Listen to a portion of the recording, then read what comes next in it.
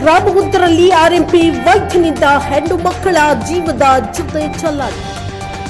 100ಕ್ಕೂ ಹೆಚ್ಚು ಗರ್ಭಿಣಿಯರಿಗೆ ಗರ್ಭಪಾತ್ರದ ಮಾತ್ರೆ ಹಣಕ್ಕಾಗಿ ನಡೆದಿದೆಯಾ ಅಕ್ರಮ ದಂಧೆ. ಆರೋಗ್ಯ ಸೇವೆಯ ಹೆಸರಿನಲ್ಲಿ ಅಮಾನವೀಯ ಕೃತ್ಯಗಳ ಅನುಮಾನ, ಸಾರ್ವಜನಿಕರಲ್ಲಿ ಭಾರೀ ಆಕ್ರೋಶ. ಕಂಡು ಕಾಣದ ತಾಲೂಕಾ ಅಧಿಕಾರಿಗಳು ಪ್ರಶ್ನೆಗೆ ಸಿಲುಕಿದ ಆಡಳಿತ ವ್ಯವಸ್ಥೆ. ಹೆಣ್ಣು ಮಕ್ಕಳ ಜೀವದ ಜೊತೆ ಆಟ ಆಡಿದವರ ವಿರುದ್ಧ ಕಠಿಣ ಕ್ರಮಕ್ಕೆ ಆಗ್ರಹ. ಗರ್ಭಪಾತ ದಂಧೆ ಆರೋಪ, ವೈದ್ಯಕೀಯ ವೃತ್ತಿಗೆ ಮಸಿ ಬಳಿದ ಪ್ರಕರಣ.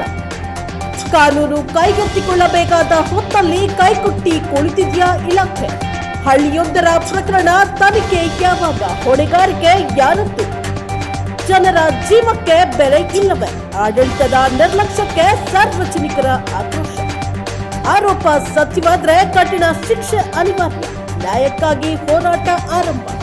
ವೀಕ್ಷಿಸಿ, ಕಾಣಬಿಡದ ಕಂದಮ್ಮಗಳ ಕೊಲೆಗಾರ ಅತಿ ಶೀಘ್ರದಲ್ಲೇ ನಿಮ್ಮ NKS TV4 ನಲ್ಲಿ ಮಾತ್ರ.